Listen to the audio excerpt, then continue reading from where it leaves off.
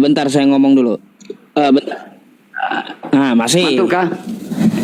Mantul, masih. Aduh, berarti nah jodoh kita ini Pak Ustadz. Nah jodoh malam ini kalau begitu.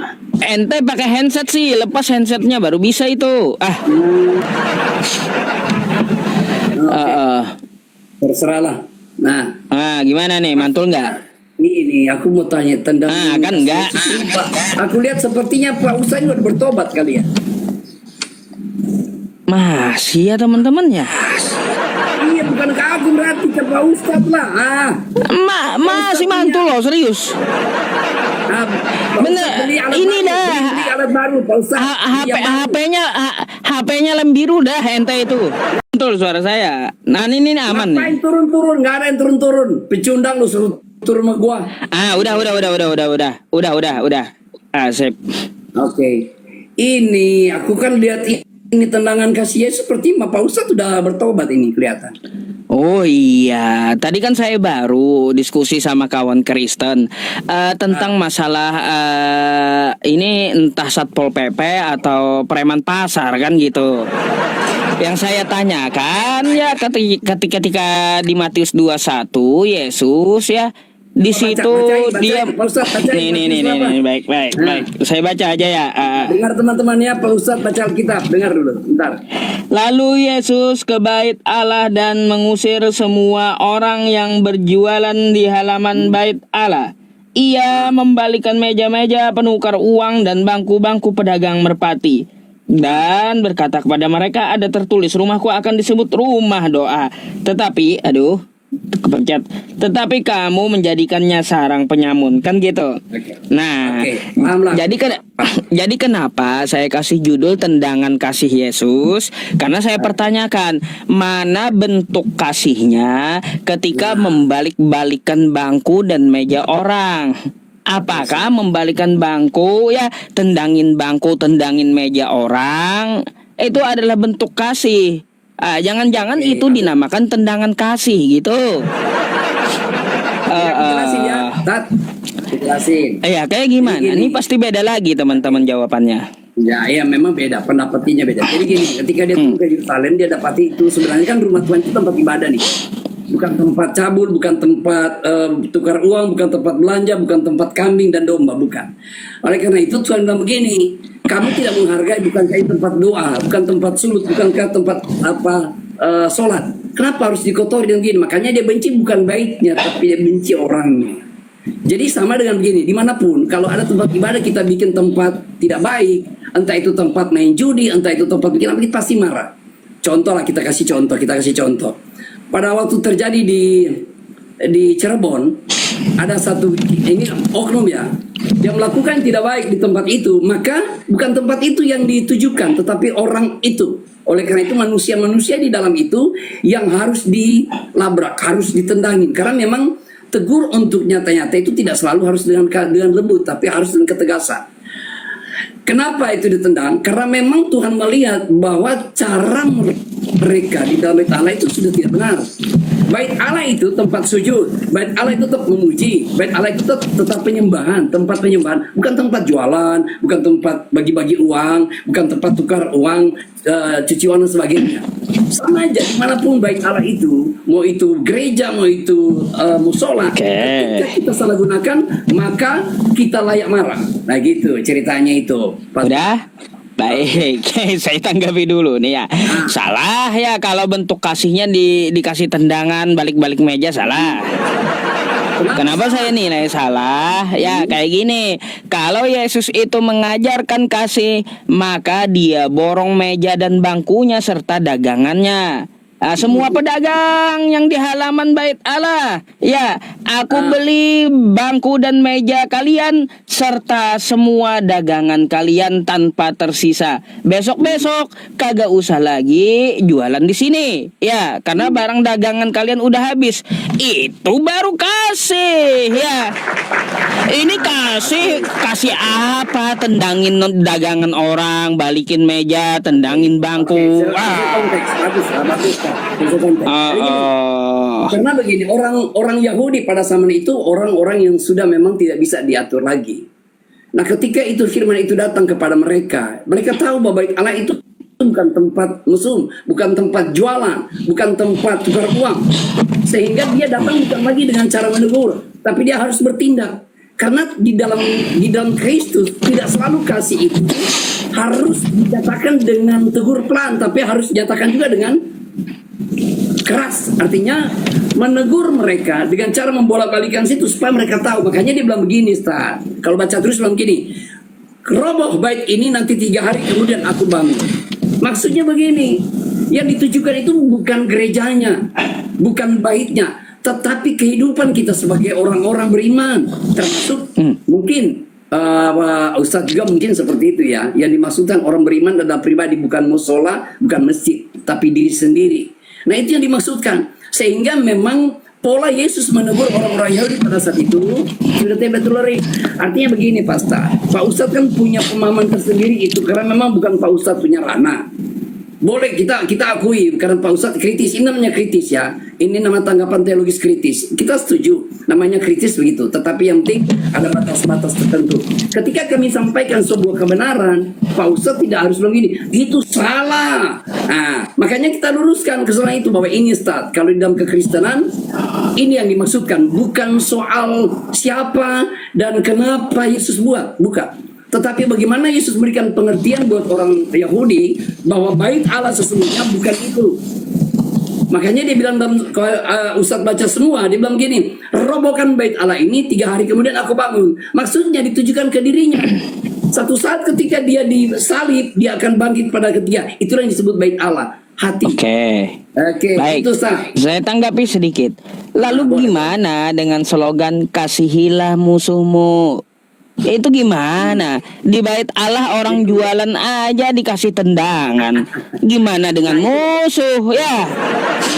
Kan ada slogannya tuh di Kristen, kasihilah musuhmu, kan kayak gitu. Yang bukan musuh aja, yang pedagang aja itu dikasih tendangan, apalagi musuh. Kayak gimana? Jadi gini, Yesus memberikan pemahaman itu bukan menunjukkan kepada bait itu sendiri. Karena begini Ustaz, ini dari Kristen ini kita kasih tahu begini, bahwa kasih yang dimaksudkan oleh Allah itu kasih agape, bukan berbeda dengan kasih eros atau phileo.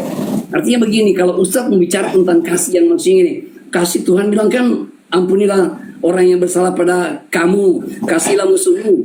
Nah ini kan bukan musuh dia, tapi yang dia lakukan pada orang yang tahu bait Allah, setiap hari ibadah di situ, setiap hari memuji Allah di situ, menyembah Allah di situ, tapi mereka pakai untuk apa? Untuk merusak. Nah, bahaya ini. Tuhan. Jadi gini, tunggu Ustaz. Bahaya tendangan rohani ini. Jadi gini, orang yang memakai bait Allah itu adalah orang yang memang pakai juga bait itu. Jadi jangan Ustaz pakai begini, pikir karena kasih Allah itu makanya nggak mungkin Tuhan lakukan itu. Tidak bisa. Konteksnya berbeda. Kalau Ustaz membaca konteksnya jauh dan dekat itu beda ininya. Berbeda. Makanya kita ulang lagi Pak, bahwa kalau Pak Ustaz tahu tentang hal itu sama dengan musola. Ketika musola itu kita pakai salah gunakan, tentu kita akan marah. Iya. Terjadi ini oknum terjadi yang ada di Cirebon kan begitu. Makanya di Cirebon. Kenapa? Karena tempat ibadah, tempat sembahyang kok dibikin tempat yang tidak baik. Makanya digerebek dia. Nah jadi kasih itu bukan berarti kita gerebek dia langsung kita hakimi dia langsung bakar hidup-hidup, tidak kan? Gini, masalahnya gini. Yang ditendangin itu yang jualan di halaman, bukan di dalam bait. Sama di dalam bait juga. Coba aja terus. Dikatakan di halaman, Yesus masuk ke bait Allah, lalu dia mengusir para pedagang di halaman. Iya, pedagang di halaman yang bagus atau di halaman, tetapi memang di bait Allah juga itu tempat penukaran uang. Terjadi penukaran uang, artinya bait Allah yang tempat ibadah dikotori dengan hal yang tidak baik. Itu yang dimaksudkan oleh Tuhan, sehingga kita sama-sama sepakat bahwa tempat ibadah tidak bisa dikotori. Nah, contoh begini, mana mungkin kita melangsung hukum dia yang melakukan hal tidak baik di musola itu langsung kita bakar dia atau kita bunuh, tidak mungkin. Karena kasih itu kita tegur dia, diberikan pemahaman. Iya kan? Sama itu. Jadi pemahaman, tapi saya suka kritisnya Pak Ustadz, itu bagus. Itu namanya tenaga kritis. Sehingga kita berbagi. Artinya ketika Pak Ustadz pertanyakan itu, wajib kami menjawabnya. agar supaya masa oh iya benar juga yang dia katakan. Jadi memang tidak harus memaksakan apa yang pendapat Pak Ustadz itu. Saya hargai karena ini namanya teologi kritis. Aku suka itu. Aku senang. Waduh, masalahnya gini, saya heran aja sih ya dengan Yesus ini. Jangan kan Pak Ustadz, itu aja heran. Ngapain sih tempat baik Allah dibikin kayak gitu kan? Bukan, masalahnya gini. Heran hal-hal begitu. Jadi gini, saya agak heran waktu Yesus ini menendang gitu, kan kayak gitu. Ketika dia lagi gulat sama Yakub dulu, ya dia memukul sendi pahanya itu dipukul kan kayak gitu. Waktu dia gulat sama Yakub. Tapi kok waktu di halaman Allah, ya di halaman Allah dia itu tendang-tendang meja dan bangku orang gitu loh. Kan itu bahasanya untuk merobohkan sebenarnya. Kalau kita maksudnya oke lah dia menendang, tapi itu buat kami tidak masalah karena bagaimanapun kita akan seperti bahwa rumah Allah tidak baik Allah itu tidak boleh dilakukan seperti itu. Karena jangankan kita berjualan, kita ajak minum-minuman di tempat begitu tidak boleh. Jelas mau di gereja, mau di musola, mau di masjid itu tidak bisa. Pasti kita akan marah, pasti kita akan keluarkan mereka, gitu loh. Berarti teman-teman ya bentuk kasihnya ya kasih tendangan, memang tendangan kasih. Iya, enggak ada cara lain mengasihinya. Karena itu kan letterlek, Ustaz. Ustaz menangkap letterlek. Zaman sekarang itu. Makanya saya kasih judul itu tendangan kasih Yesus. Karena apa saudara kita? Karena tadi lawan debat saya tadi si Mata Pisau juga menjelaskan tendangan kasih itu ya yang ditendang Yesus untuk menegur mereka gitu. Artinya apa bentuk kasihnya? Tendangan kasih gitu. Bisa saja. Karena gini. Ada firman katakan gini. Orang yang kukasihi aku hajar dan kutegur dan kuhajar. Artinya kuhajar itu bukan mendidik tetapi menghajar, ya itu. Jadi orang yang dikasih itu ada sesuatu yang harus kita nyatakan kepada mereka dengan tindakan. Tetapi Tuhan tidak mengajar karena ini kita sekali lagi saya katakan Ustaz, saya senang dengan kritis seperti ini. Tapi yang dilakukan Tuhan itu dia tidak mengajar orang untuk melakukan hal yang tidak baik.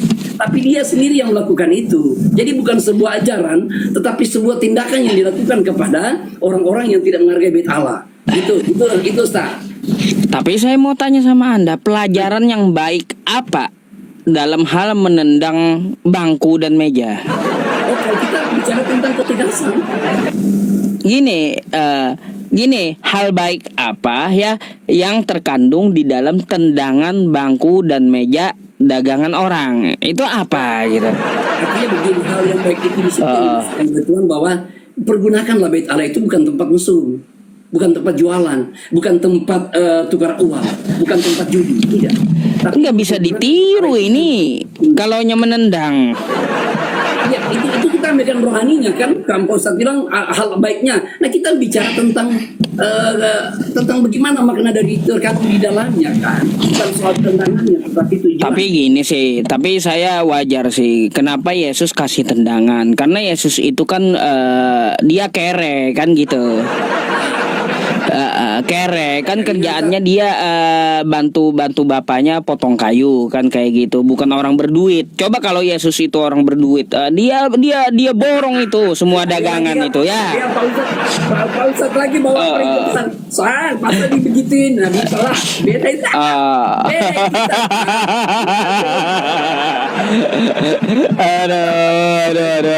Aduh, ya sudah lah.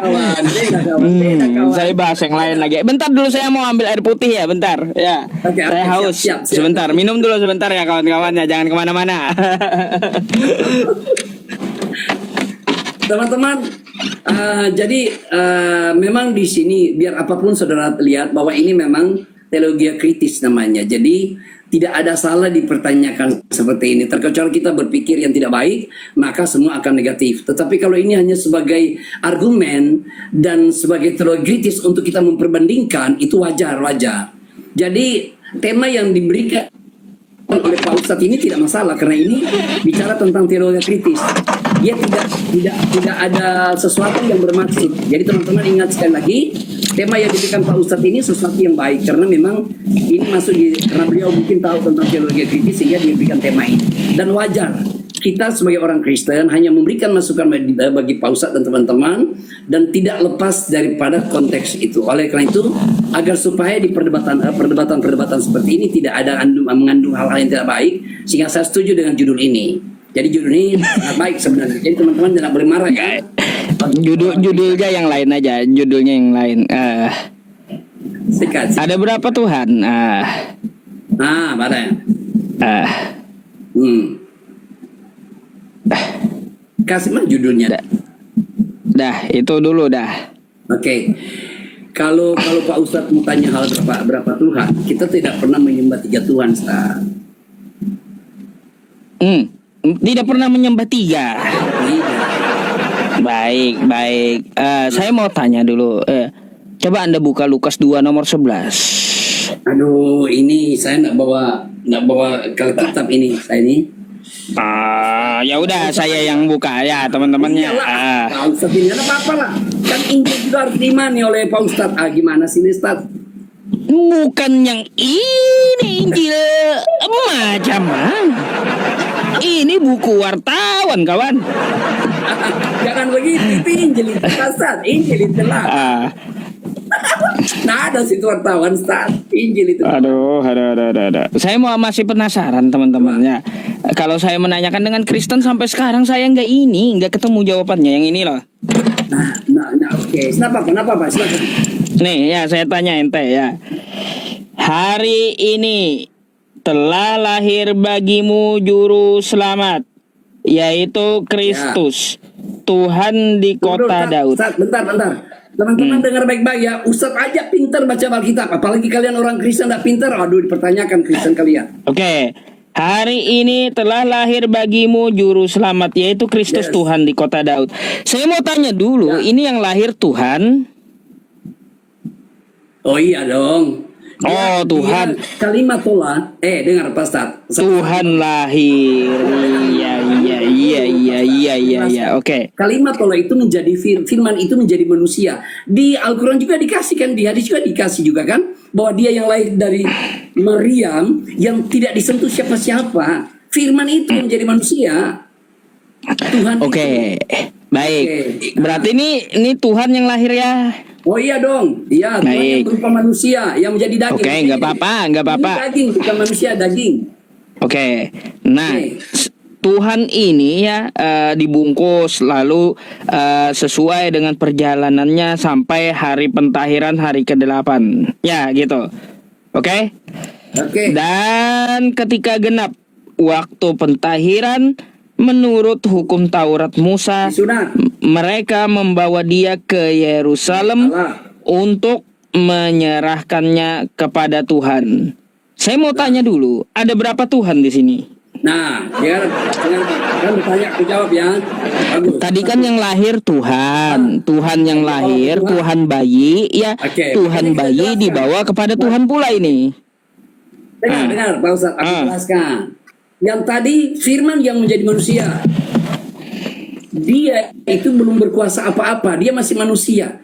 Manusia yang berwujud seperti manusia, roh yang berwujud manusia yang lahir lewat Maria. Dia adalah Isa Al-Masih. Dengar. Ya kalau itu jadi bentar. Tunggu dulu. Kalau yang lahir tadi disunat, tengah dulu, Pak Ustadz, sabar.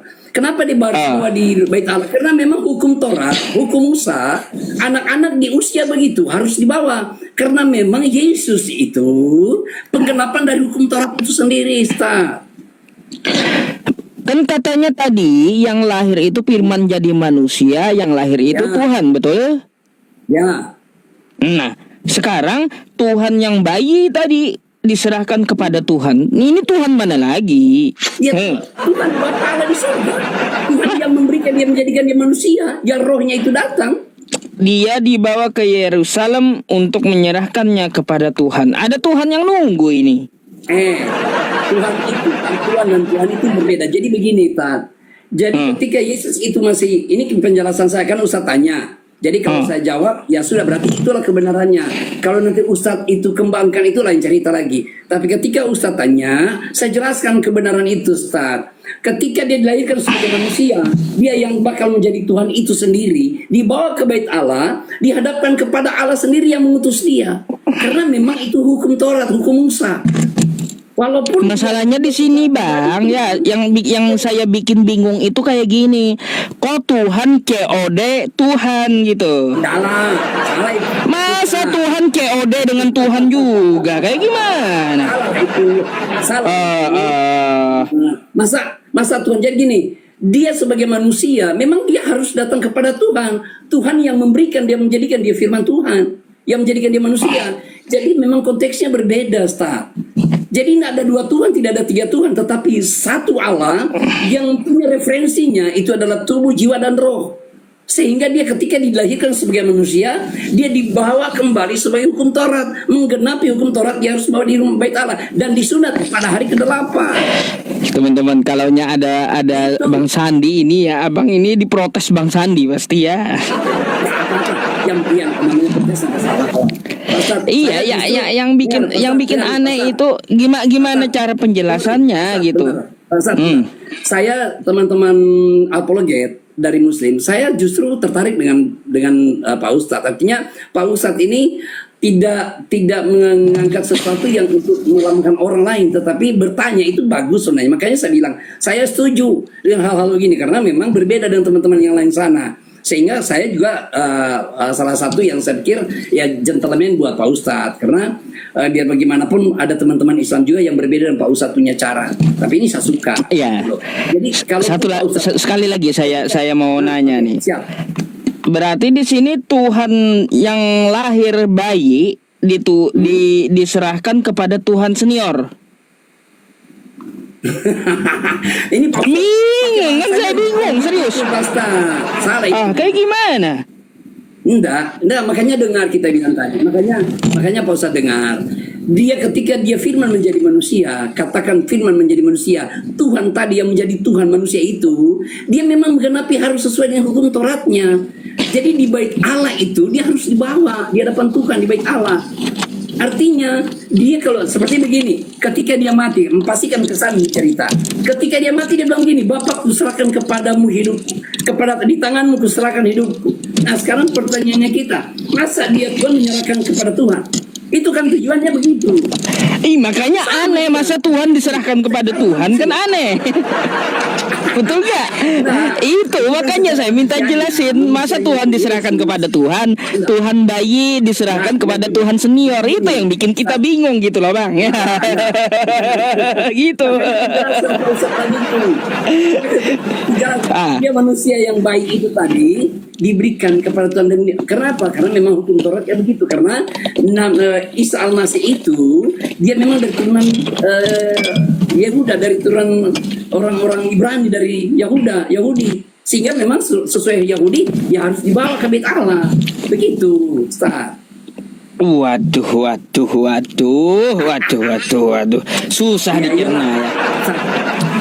Karena kan beda teologisnya kan teologisnya beda.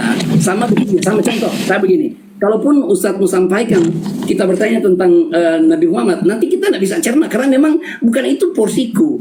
Nah kita kan harus berbeda, ini harus sepakat tidak sepakat. Itu yang kita suka sama Ustadz. Artinya tidak ada kata-kata yang menyudutkan dan memaki-maki di sini. Itu yang bedanya dengan teman-teman lain sana. Begitu. Ya nggak apa-apa. Ya kan ya terserah teman-teman aja yang menilai, kan yang menonton gitu. Ya, saya berapa kali, saya bingung loh, jujur bingung menanyakan berapa kali dengan Kristen itu muter aja deh. Aduh. Ustadz yang tidak menerima dia sebagai manusia. Kalau Ustadz menerima dia sebagai manusia yang seperti dikatakan oleh Al-Quran, dia kalimat Allah yang menjadi manusia. Al-Quran sudah bilang jadi kalimat Tuhan, kalimat Allah yang menjadi manusia yang dilahirkan lewat Maryam. Kalau bahasa Quran, iya kan? Ya kalau bahasa Quran kalimat kita, itu bang. Kalau memang dia yang diberikan rohnya kepada Maryam lewat tidak ada hubungan, berarti dia sendirilah yang akan menyatakan dirinya sehingga dia layak bawa ke bait Allah. Jadi tidak ada masalah sebenarnya. porsinya memang dalam pemahaman ini kita berbeda. Ketika Ustadz melihat dari segi Islam, dia tidak akan nyambung. Tapi ketika kita pahami itu dengan segi kekristenan, itu nyambung kok sebenarnya. Tidak ada yang berbeda di situ dan tidak ada yang salah. Sama begini. Apa bedanya gini? Bedanya gini. Saya mau tanya sama Anda. Serahkan hidupku. Bang, bentar. Yang saya mau tanya, apa yang dimaksud kalimat dalam Kristen? Kalimat apa? Tadi kan kata Anda Nabi Isa dilahirkan dari kalimatullah. Kan kayak gitu. Jadi kan kalimatullah perkataan firman. Oh, perkataan firman. Jadi menurut Kristen, jadi perkataan firman bahwa Nabi Isa itu bagian dari Allah gitu. Ya karena itu tertulis bahwa firman Allah itu yang menjadi manusia. Kalimatullah jadi perkataan gitu. Allah. Beda dengan paham Islam. Nah, makanya aku bilang. Kalaunya masalah kalimat ya Bang ya, menunjukkan ya kalimatullah itu udah menunjukkan sangat ketahuan bahwa kalimatullah adalah ciptaan dari Allah gitu. Kenapa ada kalimatullah, perkataan Allah, itu namanya idofat litasyrik namanya. Kata yang disandarkan untuk memuliakan. Iya sama aja itu dengan begini. Jadilah manusia, maka manusia itu jadi. Sama kan dia. Beda. Artinya gini, kalimat itu bukan Allah. Ustadz sama pemahaman kita itu beda. Karena gini, Ustadz lihat dari segi Islam, sedangkan kita melihat dari segi Kristen. Makanya itu tidak akan nyambung. Di dalam kekristenan kita dengan Islam Pak, memang ada hal yang memang tidak bisa nyambung. Karena gini, nyambung bukan berarti berbeda. Tidak nyambung bukan berarti kita saling membenci, tidak. Memang dalam segi teologis, kalau kita mengkaji secara Islam dan secara Kristen itu jauh sekali. Kalau pemahaman yang ada di Al-Quran disandingkan dengan Alkitab itu jauh sekali, Pak Ustaz. Jauh, iya. Terserah teman-teman menilai apa, tapi memang itu adanya. Karena kalimatullah itu kalimatullah atau rohullah, roh Allah itu namanya idofah litasyrik dalam kata bahasa Arab gitu, dalam disiplin ilmu bahasa Arab. Betul. Artinya gini apa? Banyak contoh idofah litasyrik itu untuk memuliakan. Baitullah, rumah Allah, bukan berarti rumah itu adalah Allah, bukan. Sama lah anak Tuhan, dia anaknya Tuhan. Sama itu anak Tuhan bukan berarti dia anak Tuhan, anaknya Tuhan. Itu yang kalau yang gini, kalau disandarkan kayak gitu, dia anak Tuhan bukan berarti dia Tuhan dong. Ini makanya jadi anak Tuhan Tuhan. Artinya begini, anak kunci belum tentu anak kunci. Jadi gini juga Bang, terkait tentang masalah Yohanes pasal 1, kalau kayak gitu kita bawa pada mulanya adalah firman. Berarti Yesus itu dari firman Allah, artinya bukan Allah dong. Enggak, itu beda lagi. Itu namanya idofah litasyrik dalam bahasa Arab. Iya, betul sekali. Jadi gini, kalau kita melihat Yohanes 1 itu, Ustaz, itulah yang Ustaz bilang katakan bahwa memang itulah firman Allah itu, kalimatullah itu yang menjadi manusia dan lahir manusia. Dan kemanusiaan itu dia harus dibawa dan menggenapi untuk hukum Torah. Dan dia tidak ada hubungan antara Tuhan 2, Tuhan 3, Tuhan senior dan junior. Tidak ada. Tadi kayak gimana cara menyatukannya? Yang dari lahir dengan yang nunggu itu gimana caranya? Kenapa itu di Kristus ketika dia mati? Enggak, yang saya maksud kan karena dia satu kan kayak gitu, Tuhan yang bayi yang dibawa ke Yerusalem, gimana cara menyatukannya dengan Tuhan yang nunggu di Yerusalem gitu? Nah itu bukan menyatukan, tetapi dia penyerahan, namanya penyerahan anak itu. Kalau ada di konteks kekristenan itu ada penyerahan anak. Penyerahan anak itu memang budaya daripada Yahudi, membawa anak di umur 8 tahun untuk disunat. Karena itu memang budaya Yahudi. Karena itu Yesus itu penggenapan dari hukum Taurat itu, makanya dia harus dibawa ke sana, Ustaz. Sehingga dia menggenapi itu sebagai manusia. Makanya saya juga berkata bahwa memang dia adalah manusia sungguh dan dia adalah Allah yang sungguh. Karena dia yang perkataan firman yang menjadi manusia lewat Maria tadi. Yang Ustaz bilang kata dia datang dari hari pencipta. Bisa saja dikatakan dia diciptakan karena memang menjadi lewat firman Tuhan. Agak bingung saya masih Bang. Jujur masih bingung saya. Tuhan COD dengan Tuhan ini. Iya, masih bingung saya sampai sekarang loh. Memang beda. Jadi gini, Ustaz, karena Ustaz melihatkan dari segi Muslim, dari Islam. Sedangkan kita membawa itu dari segi kekristenan. Jadi memang itu tidak akan nyambung. Jujur saja, walaupun sampai di mana kita berdebat, itu tidak akan pernah connect kalau memang tidak diilhamkan bagi Pak Ustadz dan saya. Karena itu akan berkontra. Di dalam konteks Alkitab Al-Quran itu jauh sekali, Ustaz. Jujur aja. Tetapi saya suka namanya teologi kritis ini penting sekali untuk menguji sampai di mana kemampuan teologi itu, pengetahuan itu, dan orang yang menyampaikan, gitu loh. Oke lah, itu kan tinggal teman-teman aja yang menilai ya. Kalau seperti itu, kalau saya no problem sih penjelasan Anda seperti itu. Tapi bagi saya akan menanyakan kepada kawan-kawan Kristen yang lain juga nanti. Kenapa? Jujur bang, karena gini, setiap Kristen yang saya temui jawabannya beda-beda gitu. Ini gimana ceritanya? Tuhan COD gitu loh. Apakah Ustaz tanya sama mereka yang memahami Alkitab atau hanya tanya kepada jemaat? Ya ada juga kan yang dari apologet Kristen yang biasanya dia membuka live streaming di Komal dia kan kayak gitu. Aku juga sesali itu begini, banyak sekali apologet yang hanya aji mumpung atau hanya kuat bicara saya tapi tidak memahami. Itu yang jadi masalah di dalam apologet ini. Kadang-kadang ada orang yang datang sebagai apologet tapi tidak memahami tentang Alkitab. Itu kebanyakan masalah dan itu ada di dalam konteks ini. Kita ya kalau itu bang ya kalau kayak gitu kita kan tergantung dari niat orangnya kan ada juga atong kosong nyaring bunyinya kan ada. Yang penting ngomong aja kan kencang-kencang gitu, kencang-kencang padahal nggak ada isinya. Entah apa yang dikejar, popularitas, koin atau apa kan kita nggak tahu gitu ya. Itu tergantung dari niat dia gitu. Jadi ya biarkanlah orang-orang kayak gitu. Nggak akan bertahan lama orang-orang kayak gitu. Karena makanya saya bilang kalau Ustaz kan punya basic dasarnya memang ada mondok dan belajar. Saya ini belajar 6 tahun di teologi ya. Tetapi saya tidak memakai sarana itu sebagai bahan untuk saya menyerang sesuatu, tidak. Tetapi saya pakai itu sebagai pembelaan keimanan saja.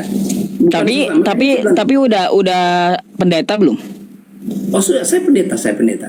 Oh udah, iya bagus lah kalau kayak gitu. Semoga aja terus belajar dan jadi mualaf nanti kan gitu.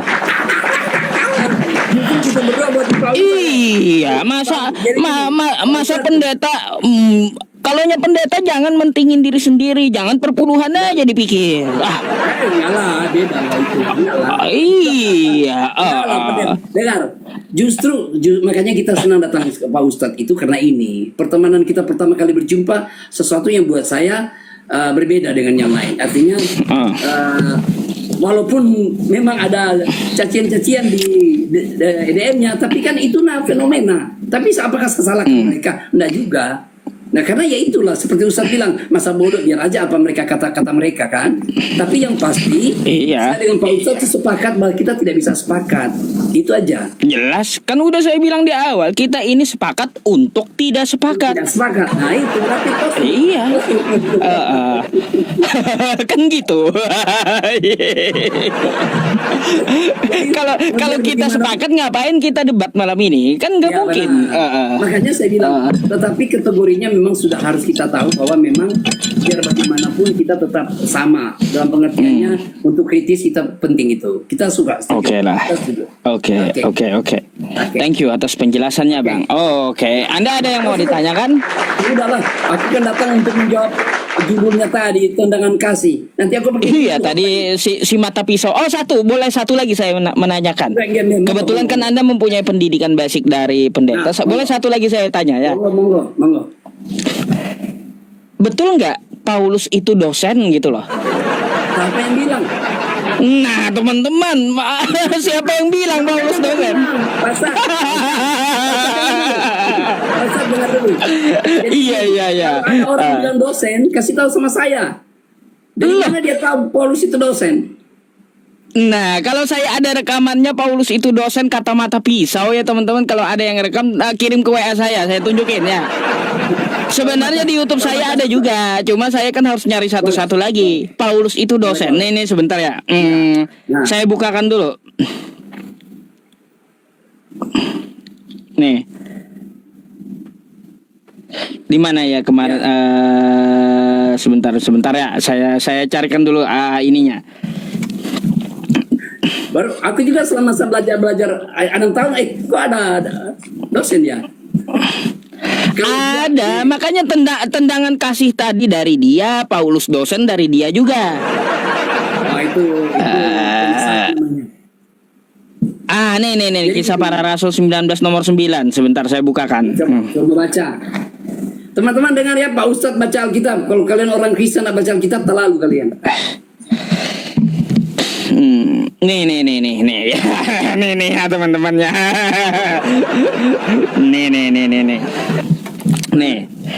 Nih Kisah Para Rasul ya. 19 nih sebenarnya 19 nggak kelihatan ya. Nomor 9 nih ya. Tetapi ada beberapa orang yang tegar hatinya, mereka tidak mau diyakinkan, malahan mengumpat jalan Tuhan di depan orang banyak. Karena itu Paulus meninggalkan mereka dan memisahkan murid-muridnya dari mereka, dan setiap hari berbicara di ruang kuliah Tiranus. Ini bang ya, di ruang kuliah Tiranus. Jadi pertanyaan saya kayak gini ya, pertanyaan saya ada beberapa hal sebenarnya. Satu ya, apa betul Paulus itu dosen? Ya itu satu. Yang kedua ya, ruang kuliah Tiranus. Apakah di zaman Paulus udah ada universitas gitu? Terus apa lagi? Yang ketiga, mana Universitas Tiranus ini bangunannya mana gitu loh? Jadi gini, silakan. Mungkin ambil kata kuliah tadi kan. Nah, jadi makanya ruang kuliah Tiranus gitu. Paulus ketika dia bertobat, dia memang disingkirkan ke Arab Saudi selama 3 tahun. Dan dia Alkitab katakan bahwa dia adalah memiliki pengetahuan hukum Taurat yang jelas dan kuat dan baik. Jadi kalau soal hukum Taurat dialah ahlinya. Ketika dia bertobat, ketika dia dipanggil oleh Tuhan dan ditangkap oleh Tuhan dan menjadi dia pelayan atau menjadi rasul dan diutus kemana-mana di Asia Kecil, dia bukan mengajar seperti kita mengajar kuliah, tidak. Dikatakan situ dia mengajar banyak orang, mulai dari Roma, Efesus, di Filipi, Korintus, bahkan di Tiranus. Dia mengajar, itu bukan berarti dia sedang melakukan perkuliahan, tidak. Memberi ajaran itu tidak harus bilang kuliah, tapi tidak tahu bahasa Indonesia, dipakailah di ruang kuliah. Itu kan bahasanya belajar. Kalau saya lihat bahasanya itu belajar mungkin Gini. Saya lihat bahasa aslinya itu midras itu. Midras kan kalaunya kita dalam bahasa Arab madrasah atau sekolah.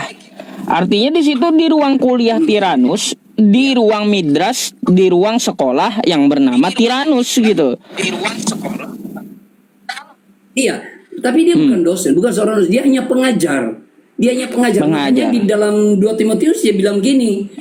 Iya, dia mengajar. Di dalam 2 Timotius 2 ayat 13 bilang gini, segala yang diilhamkan Allah, tulisan yang diilhamkan Tuhan, itu guna untuk mengajar. Jadi dia mengajar, tidak sedang beda ya. Membedakan, nggak tahu lah bahasa Indonesia kenapa dia pakai ruang kuliah. Sorry, maaf ya tanya. Kenapa dia pakai ruang kuliah? Saya tidak mengerti juga dengan bahasa Indonesia. Tetapi intinya di situ dia berarti gini dong, Bang. Ya, berarti apologet Kristen tadi mengatakan Paulus dosen itu nggak salah juga dia, karena dia ngambil di kosakata ruang kuliah gitu. Kita mengajar, kita bisa saja orang begitu, tapi kan dia mengajar semua, bukan contoh saya. Kalau saya dalam melayani sama teman-teman itu mengajar. Kalau dalam konteks universitas dia memberikan mata kuliah, iya kan? Jadi bukan sesuatu yang salah sebenarnya, karena dia kan bukan Tuhan, dia hanya rasul, pengajar rasul. Dan dia tidak ada salah kalaupun dia katakan kuliah, tidak ada salah karena memang mengajar, mengedukasi gitu. Jadi tidak ada salah itu sebenarnya. Peninggalannya mana itu? Sekolahnya mana? Hah? Jadi kira gini, kalau Ustadz keberatan itu apa salah kalau orang memberi kuliah atau mereka mengajar sama orang lain? Enggak, ada pertanyaan janggal aja, pertanyaan janggal lanjutannya. Gitu. Pertama, pertanyaan janggalnya kalau ruang kuliah Tiranus dari kosakata ini aja, ruang kuliah Tiranus. Satu, ya, berarti ini dosen orang ini. Yang kedua, ruang kuliah Tiranus. Itu kan terkira orang pembaca. Iya, kalau ruang kuliah artinya kan ini sebuah universitas, kan kayak gitu. Terus yang ketiga, ruang kuliah, mana bangunannya? Yang bernama Universitas Tiranus gitu. Dari situ aja kan banyak pertanyaan lanjutannya gitu. Yang keempat, apakah sudah ada universitas? Nah, itu yang jadi masalah. Gini, kalau gereja mula-mula itu dia tidak harus ada di bangunan untuk mengajar sesuatu.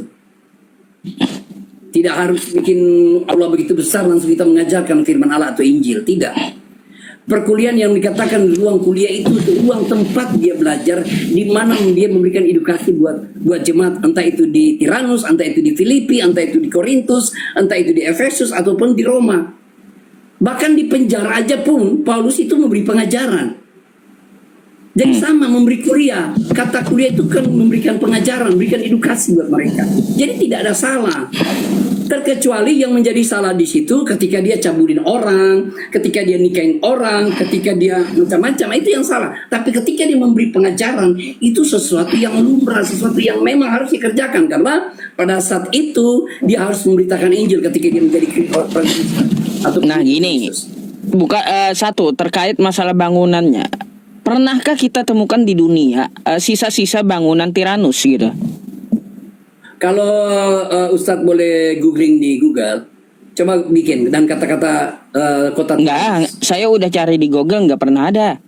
Nggak pernah ada. Yang ada sisa-sisa bangunannya yang katanya ya tidak dapat ditemukan lagi gara-gara perang dunia. Bisa saja, tapi nanti aku gitu. Nanti aku kasih sama Ustadz ya. Kita ketemu, kita kasih tunjuk lagi ya. Karena boleh. HP saya dipakai si kecil. Oke, baiklah kalau kayak gitu. Itu jadi PR saya akan tunjukkan Pak sama Ustadz ya. Okay. Baik. Ya. Thank you. Oke, tos dulu Ustadz. Apa? Kalau Ustadz tos dulu. Hah? Nih. Tos dulu, tos ya. Oh, tos. Ya, tos. Iya. Oke. Oke lah. Oke. Selamat malam. Oke, selamat malam juga. Oke. Selamat malam. Oke. Aduh. Iya. Banyak yang aneh ya. Enggak saya temui itu ya Universitas Tiranus itu. Saya udah mati-matian nyari dari kemarin masalahnya Universitas Tiranus itu. Ini PC The King ini mata pisau ini banyak mengada-ngada juga dia ya.